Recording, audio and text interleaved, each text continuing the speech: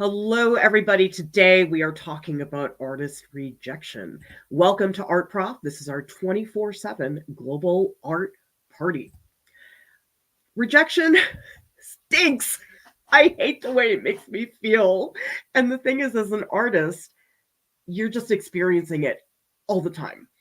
And I think that's what people don't realize is that it's really easy to put a lot of weight into every rejection you have, let it get you discouraged. I mean, how many times do you think you've been rejected? I mean, hundreds of times, probably. I remember when I was in high school, actually, I wanted to go to a pre-college program at Cal Arts, and like three of my classmates got it, and I didn't. I was depressed for like weeks, just like in the summer, just kind of like, oh, I wish I could have been there. Um, Everything worked out okay, but it is something that artists, I think, have to get used to. I think it's just part of the process, as much as it sucks.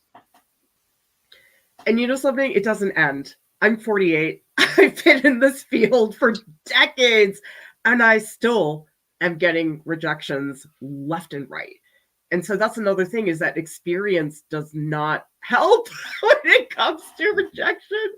And so often it doesn't even have to do with you. I mean, there's situations where they've already decided, and I was in academia for 16 years. I mean, just picture 16 years of being rejected from every job that you apply for in academia. I mean, that stuff starts to wear you down because then you start questioning, well, if I'm being rejected this many times, that must mean there's something wrong with me.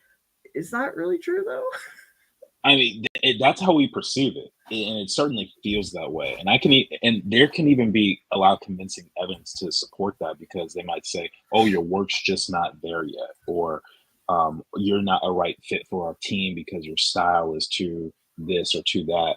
And it does eat away at you. I know it's happened to me many times. It happens to me even without like a formal rejection letter. Sometimes I could just get a critique that hits me the wrong way, and I'm suddenly feeling dejected for the next couple hours. Like it has happened, and I think that one of the most important things for an artist is to be able to almost disconnect themselves from the rejection because it has nothing. It usually has nothing to do with you as a person. It has everything to do with what you produce. But I don't think we have an easy time separating that usually.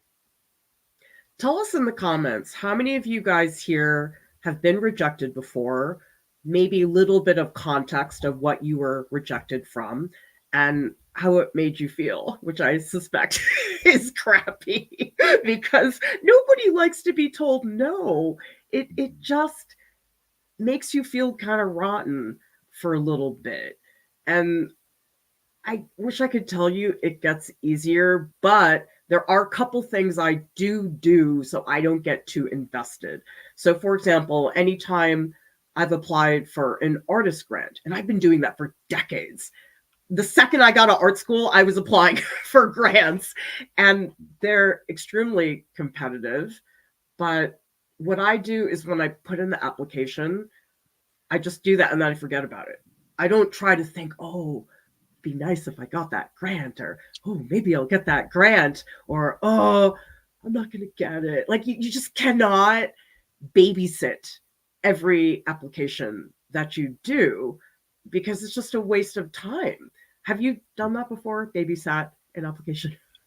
Uh, Yes, there were a couple because I really wanted the job. Like when Avatar was announcing Avatar Studios, and they're like, "Hey, we're hiring character designers." I was like on it, and I was like, I need to get in." I did not get the job, but I was like, I was really sad. I was like, "No, I can't work on my favorite project." But there are other times where I actually have a list right now of all the jobs I applied to just in the last month or so, and I think I got maybe like 6 or 7 rejections thus far, and some of the time I can't even remember what job it was. Like so because I just applied so quickly I saw it and was like, here, apply, and then I'm just done. So it doesn't feel the same, even though I got the same result, if that makes sense. 7A says rejection is all feels. Like it's so hard not to take it so personally, but then it's also inevitable. Forget who said it, but somebody said, I think it was some filmmaker, that if you're not being rejected, it means you're not putting yourself out there enough. And as an artist, that's everything. Because if you stop putting your stuff out there, it's almost like you're eliminating your opportunities. For example, a lot of people will say, well, I don't want to apply to this thing because my work's not good enough. When it's good enough, then I'll apply. But that's not a good thing either. Yeah, at that point, you're eliminating every opportunity for success you have. One story that you just reminded me of, the story of Phineas and Ferb. I don't know if anyone knows about how that show was created, but it's a very popular Disney cartoon, and the show was originally made and pitched in the year 1993, and it was not picked up for 15 years, and it was just rejected, and they put it aside. But they told me that I talked to one of the creators. He told me himself that it just wasn't the right climate at the right time. And now that show is so successful that they're actually doing a reboot, like they're doing it again because everyone loves it. So, it could just be one of those issues where it's just not the right time. And I know 15 years is quite a long time to wait for something to be accepted or to not face a rejection. But in the end, I think we can all say that in that situation, it was worth it. And I think every creative person out there who's had any degree of success has that rejection story.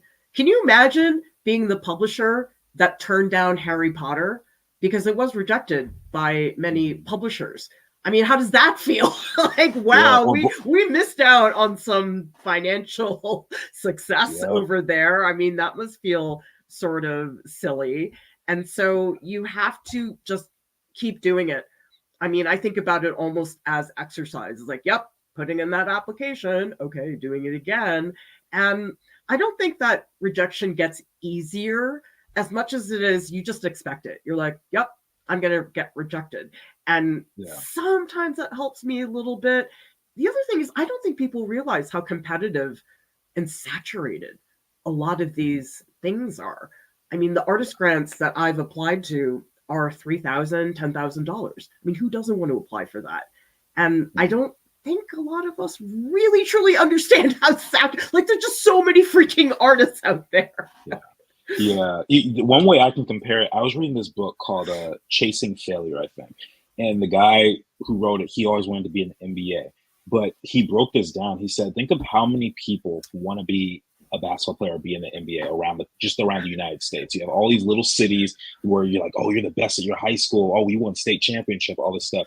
The NBA has 450 slots. And so when you think about the millions of kids who want to play in the NBA and you have 450 slots, it just shows you like the desire is greater than the demand, I guess you could say. Art is not that dissimilar. I'm not saying there's only 450 slots for jobs, but it can be challenging. It can be really tough because you want this slot so badly and you just get beat out by another artist, or it's the wrong timing, or they never saw your application at all because they hired someone else before. So it's just part of the process, unfortunately. Sometimes it's numbers game. I have been on juries before for artist grants, and there was one I was judging a couple years back. We had 50 applications for one grant, and it was really hard to do that because eventually you get down to 3 people and all 3 of them are fantastic, but you can only pick one. And that is the type of numbers game I don't think people realize how much that is. I mean, the teaching positions at RISD, full-time position, 450 applicants for one job. At a certain point, everyone's qualified, and you might as well just pick the name out of a hat. And it's not that that second artist wasn't good. It's just we couldn't pick 2. We had to pick one. And that numbers game, I think, is very difficult. Manat says, haven't put myself out there much, small part because I'm worried about rejection, even though I know it's part of the process. I've been keeping an eye on open calls and try to put myself out there more. What are suggestions you would have? Because I know it's intimidating. You feel like you're walking the plank anytime you put your work out there to be judged. That's always a bit tricky. I think the more work a person makes, the less they feel attached to it. So, like think about the kid who only has like one favorite toy, like Calvin and Hobbes or something. If Calvin loses Hobbes, life is over. Like that's it's done. But if he had like 250 of those things, suddenly it becomes less precious. You know, so I think it's kind of the same way with art. If you're if you have a lot of work that you're constantly building and putting out there, then you're going to feel less precious because you'll be like, oh, I could just do that again. That's not an issue. So like when I draw, I could draw a head sketch in just a few minutes. If I lose that sheet of paper, it might bum me out, but I know intuitively I can always do it again. It's not an issue. But if I focus so much on the one or two or three pieces, then it's going to cause me more anxiety. I also think it helps to apply more. So, for example, if you just apply to one thing in 4 months, you do feel more invested in that one application. But if you put in 10 and you get rejected from a whole bunch of them, I don't know, for some reason it's a little bit easier to handle because you don't feel so precious about that one application. Ginger says, I applied for a solo show at a local gallery. I didn't get it, but I found out of 180 artists, I made the short list. I nearly got it, and I'm proud of that. And you should be. I think anything that gets us closer is an indication, and I feel like it's a nice boost, even if you didn't get it. Yeah. Yeah, actually, if I may, I'll share something with you guys that I don't talk about often. Some of you guys may be aware of my project Shadowboxers. About this time last year, I actually had an opportunity to pitch it to a network, to Hulu specifically. And one thing I will say, you can't really guarantee what the other side is looking for. Like they may see something in it and they may not. In my case, they actually loved the project, but it was just not the right time. They had a project that was similar to it.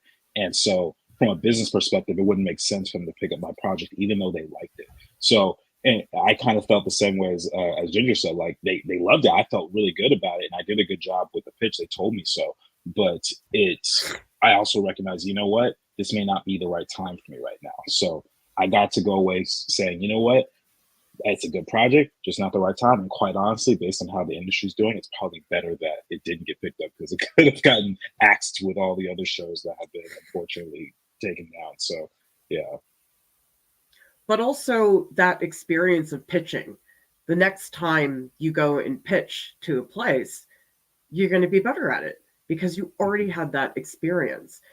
I really do believe that all that stuff informs who we are. Because let's face it, if you want to be an artist, you have to have resilience. And I don't think that's something that gets talked about enough.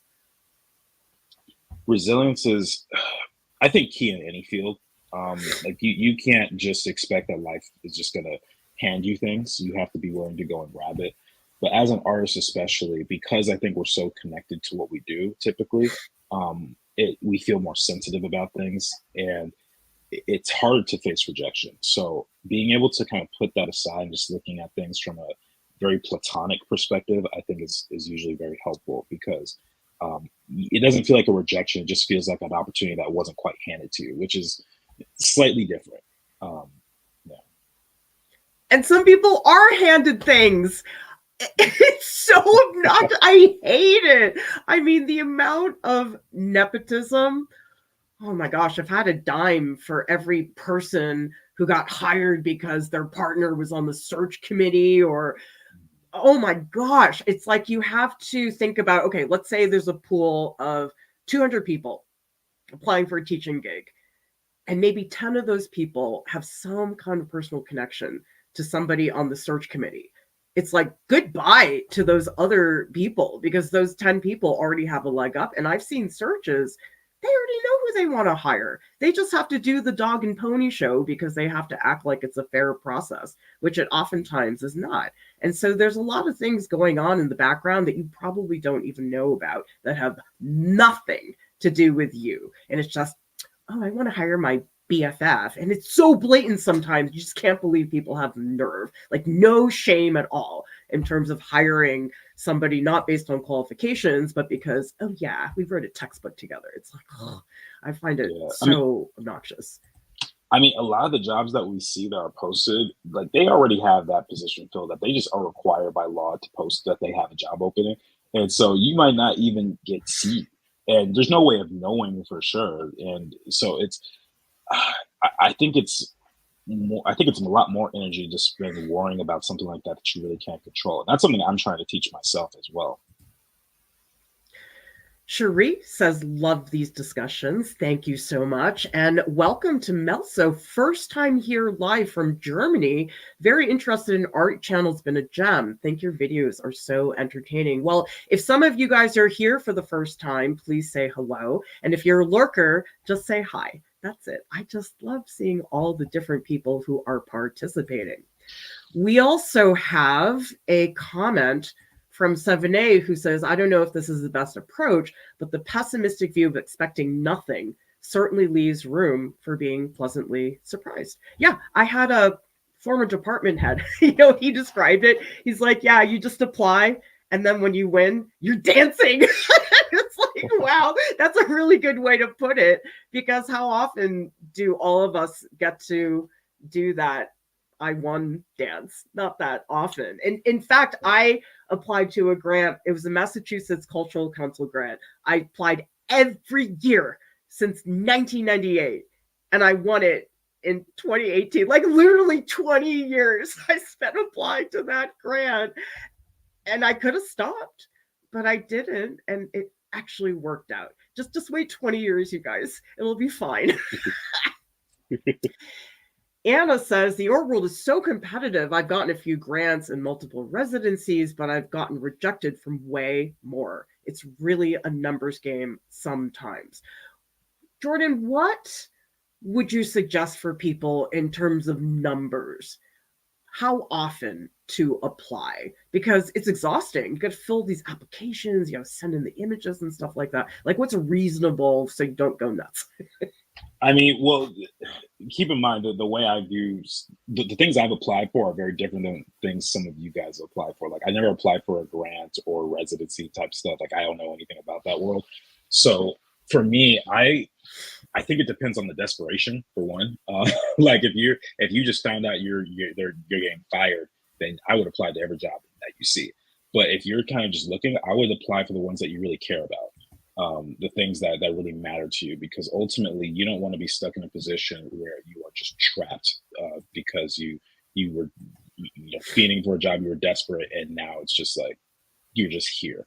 And sometimes that can even be worse than being without a job. Well, this is what Anna's talking about here. My main suggestion is do your research. I used to apply to everything. Now I only apply for things that are particularly applicable to my work. That is so important, because I know a lot of artists, they want to be in galleries and stuff. And so they just look at, oh, what's the most prestigious ones? I want to get into those. I mean, who doesn't? But the thing is, people do that, and you look at the work at that, you're like, what are you thinking? This is a photography gallery and you're an abstract painter. Like, I've seen people do things like that. And so it is a waste of your time to just apply blanket to all these places. And so you've really got to read the description, and you have to honestly ask yourself, is this really a fit for what I want to do? Because there is a figure drawing position at the School and Museum of Fine Arts when I was very young and trying to get into academia, but it specifically had an anatomy component to it. I was like, oh, that's me. I just finished grad school. I know all this anatomy stuff. I mean, that's not the only reason I applied, but I just think a lot of people don't read that stuff. Yeah, there's definitely some things you want to be able to check off the boxes for. The way I think about rejection too, I think of it in terms of like relationships, right? If as far as like the numbers game goes, if you just try and talk to every person you see, you're bound to get a couple of rejections. But even the people that you do connect with, let's say that you find out there's a lot of red flags later on, let's say that it's not actually a good fit for you. Then you want to figure out, how do I pivot to something that is actually better for me? Because realistically, a job is a type of relationship. It's not romantic by any means, but it's you're there spending a lot of your time, you're spending a lot of your energy and effort focusing on making this thing better at this company. And the people that you work with also are going to play a role. So it's a big part of your life, and I really recommend getting that kind of squared away, thinking about not just the cushy title or even the salary, but focusing on what it is that you're actually going to put in and get out of it. Shorty Angel says, submitted for a university show, did not get in. I don't feel so bad because I'm really early in my art career, just want to grow at this point. I really love that piece and don't feel confident in what happens to it after I submitted, so I don't feel so bad. That's a very good point. I think where you are in your experience does dictate what you apply for. I used to apply to everything all the time because I was young and desperate. And now I'm like, is that really the time? And so I really don't apply to as many things now because I don't need it for my resume. When you're 22, you do need it for your resume. My CV is like 8 pages long. Like, do I really need one more line? And so there is a certain point where I had done enough. It's like, okay, CV's 4 pages. That's fine. I don't need to do this anymore. I don't need to prove myself. I do think it's early in your career important to not be as selective because you just need to build up that resume. Yeah, I agree. There's several jobs I've taken, even up to recently, up to now, like where it's just a resume builder to me. It's not my passion. Yeah. It's not my dream job. It's not something I'm even excited to talk about. But I need a roof, and I need those spots filled in my resume, so I gotta take it for a couple of years. It's an unfortunate reality, but it is reality. So, and sometimes you may get something that is a better fit very early on, and congrats if you do, but I don't think that's a story for most of us. Well, here's a good point from George. When I was working, every time a job was advertised, everyone would try to figure out who it had been written for. No exaggeration. I've seen people, I can't believe this, change the job description so their pal was qualified. I was like, are you serious? Usually, when you apply to a full time college position, there are certain base requirements. Oh, you need an MFA, you need this. This was tweaked to make some people qualified for the job. I mean, it was, I just, oh my gosh, like what happened to your morals? They just like went out the window, and guess who got the job, right? Sonnet says, when do you know you're ready to apply? I think there's a couple things. One, it depends on your situation. If you need a job yesterday, then you should apply. You never know.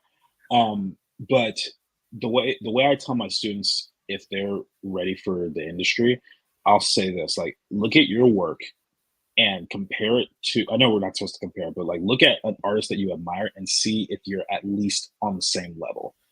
If you're on the same level, or if it's comparable, or if it's some even just a little beneath, if you're similar in that way, then that's a good sign, because you want to be able to go into the job feeling confident that you're going to be able to produce the work. Because trust me, I'm in a situation where the work I do and the work I'm on my own versus the work I do at my job are kind of misaligned, and it's actually more challenging to deal with that situation than not. So I would recommend making sure that your work is up to par with what the industry or the job needs.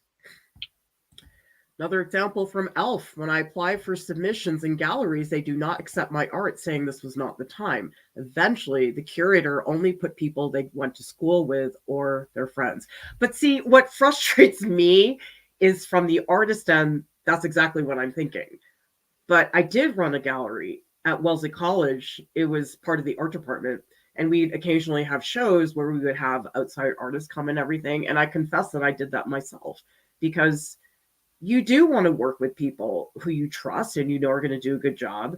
And if you think about that against sifting through hundreds of applications, hoping one of these people isn't a total car crash, you can see why that's more appealing. I'm not saying that it's okay to do that, but I definitely understood it better when I was on the other side of the fence. So experiences like that definitely do matter.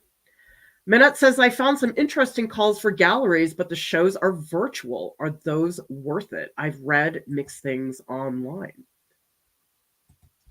Um, I guess it depends. I don't know much about virtual galleries. I've never like really walked through that process or anything. But if it's something that is cheap or free potentially, and you're getting your work out there, then hey, why not? I mean, we always talk about not doing jobs purely for the exposure, but this doesn't sound quite like that. It just sounds like, hey, put your work up here and we'll host it. So in that scenario, I don't see an issue with it, but I think I would probably need some more context. It depends on what you're trying to do, because let's say you're somebody like me, you wanted to teach in academia and you have to have a long CV and gallery show exhibition. That wouldn't fly in academia. But if you are an independent artist and you just want to represent that you have done some things like that, that's fine. The thing you got to look at, though, for some of these gallery shows is honestly, some of them are just cash cows for these nonprofit organizations. They make a lot of money based on those entry fees, and it can add up after a little while. I did a whole bunch of them at the very beginning of my career, in person, not virtual. So this is well before COVID. And I found them important for building my resume, but at a certain point I stopped because number one is expensive.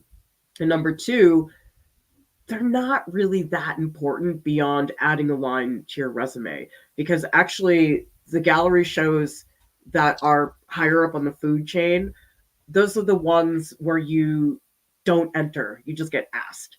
And yes, that's not fair, you have to be in the club and stuff like that, but in that academic world, that's what they would want.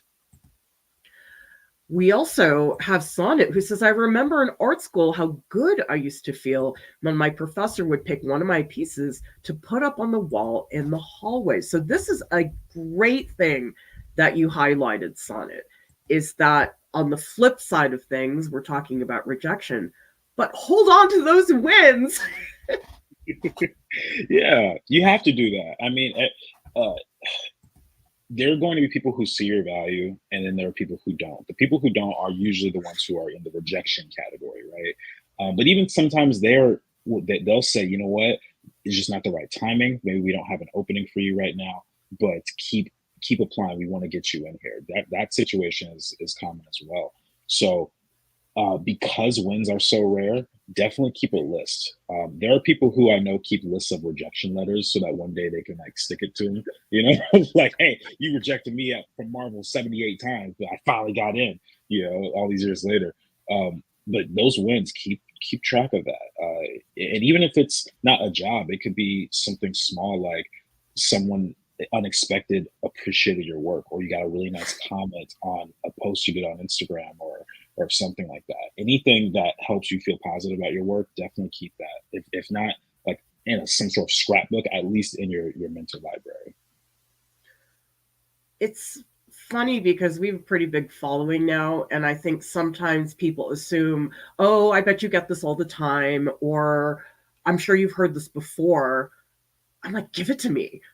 I love those guys. Like, it's never going to not impact me when somebody takes the time to write something thoughtful and kind and recognizes how much work we do and how much time and process is involved. That is never gonna not impact me. It happens all the time. And I hold on to those things because I read every comment that we get.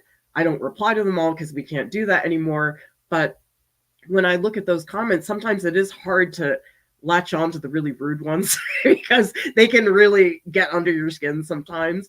But I hold on to those very thoughtful ones. In fact, I have screenshots of a whole bunch of them because I like to go back and read them here and there.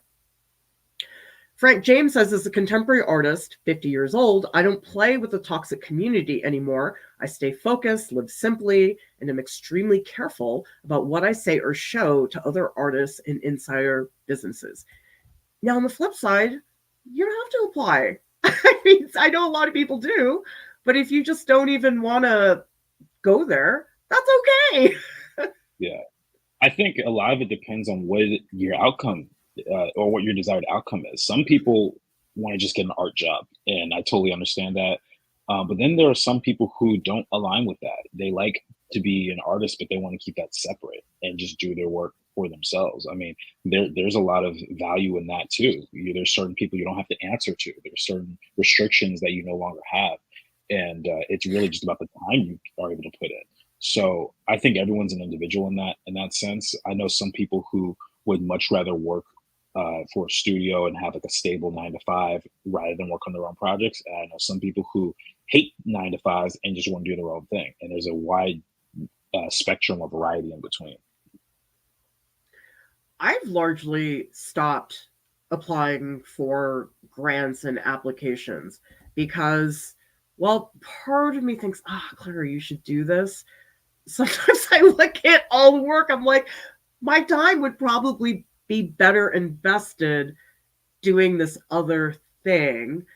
It is nice to win a $10,000 grant, but a lot of these applications are so specific. Like a lot of them will say the work has to be made in the past year.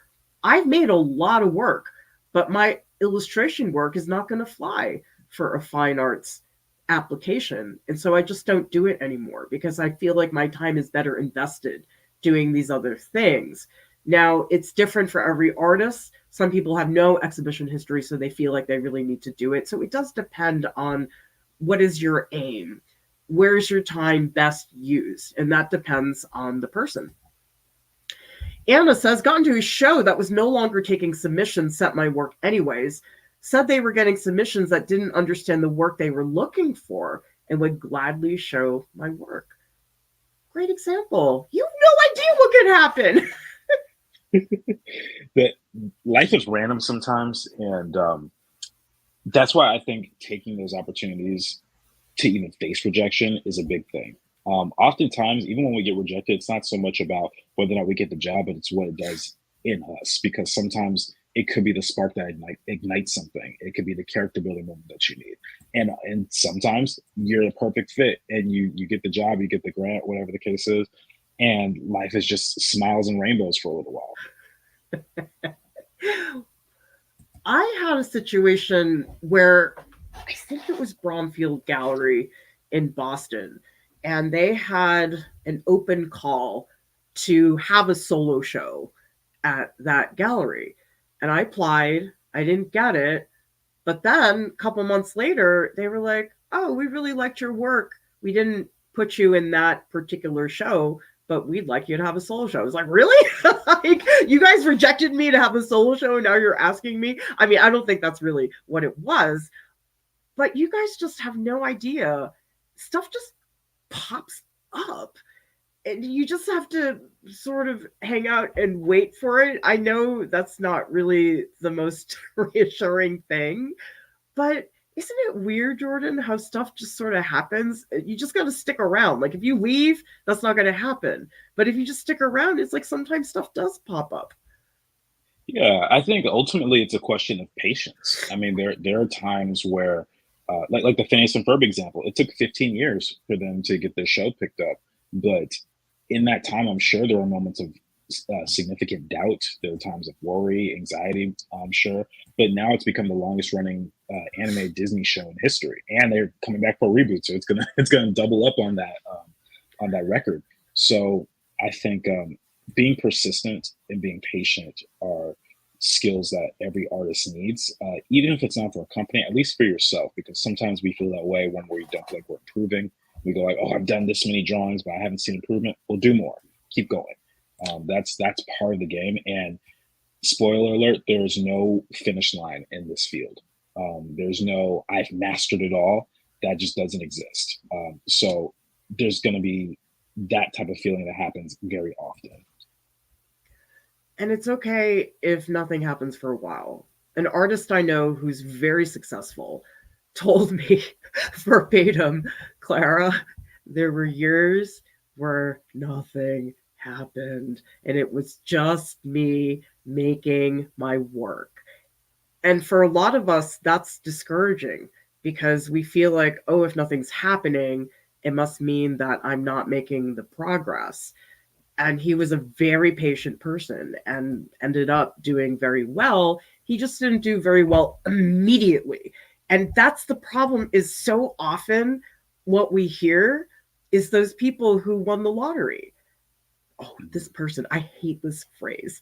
This artist had a meteoric rise into the art world. I don't know why it's always meteoric, but I hate reading those articles because that's 1 in a million. How many people get to do that? Most of us are slogging around, doing our stuff, and being resilient. Most people don't shoot out of grad school and like, boom, have this incredible life. But some people do, and those are the people that unfortunately get the attention. 7A, spite as fuel does burn hot, if not perhaps healthy, but hey, it works, so may as well use it. Oh my God, spite is amazing. Spite is what gets me up in the morning. I find it extremely powerful. And yes, I know it's supposed to be about like, oh, it's me and my success, but spite is awesome. You seem like you're not as spite driven as me, Jordan. I'm not, but I'm not going to say that I haven't used it as fuel before.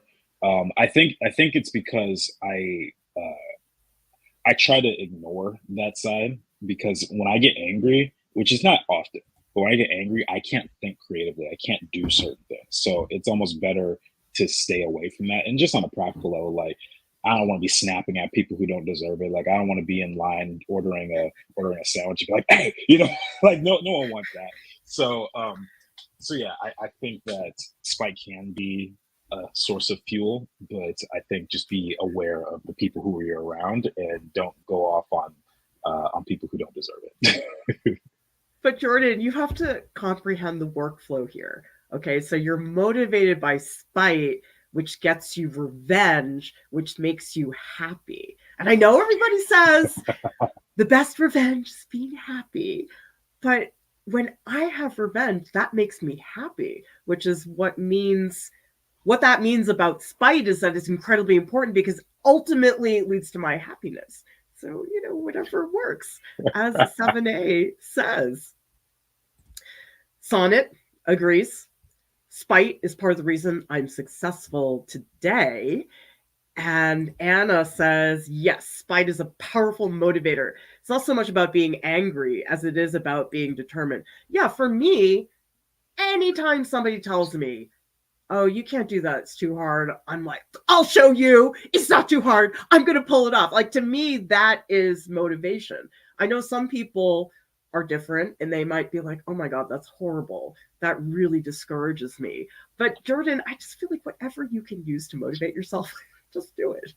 Oh, I'm not saying like don't use that as fuel. All I said was just be careful about going off on people who don't deserve it. And also, I mean, I've used that. There were times, even in your class, where I got critiqued and made me angry, and I came out and did something much better. So there are definitely times where it is useful. I don't know if it's something that can really. I don't know how long term those effects are, though, because it sounds like spite is based off of what someone else does to you or towards you. So if that for whatever reason doesn't happen, or you don't have that same type of temperament, then it might not be as powerful of a motivator. For me personally, I just kind of got motivated on my own. I was just like, you know what? I'm tired of seeing my work look like this. I want to improve, and I just do things on my own. And I see massive improvement. So that's how I operate. That's just how I work. So that's because you're a good person. That's why. So you guys do this. Listen to Jordan. He's motivated by the good things in the world. And if you want to be spiteful, you can be like me. I'm like the Bob Ross of the group. All right. That's just how it is. Yes, absolutely. Well, let's just say there's a reason why my family calls me a monster. They say I'm a monster. They call me Bigfoot. Anytime there's like an ogre in a movie, they're like, that's you, mama. So yeah, there's a reason why things are like that. I will say we were pretty scared of you as students. I'm good at it, right? So Artie String says, what if the spite backfires? Now, see, here's where you have to combine the spite with being sneaky and manipulative. That's how you get away with it. You have to get people to think that you're doing something when actually you're behind the scenes, screwing with them. And so as long as you can do those two things, you'll be fine. Jordan's like horrified. No, it's human nature. That's all I can say. It's human nature to react that way. Join us in the Discord right after the stream. You guys can chat with us live. Meet us in the post live streams channel so we can keep talking about my evil plans. Thank you so much to our incredible top Patreon supporters who have been so important to us in terms of keeping the lights on. We are so grateful for your support. Visit artprof.org. There's so much content on there that's not on YouTube. Type what you're looking for into the search bar.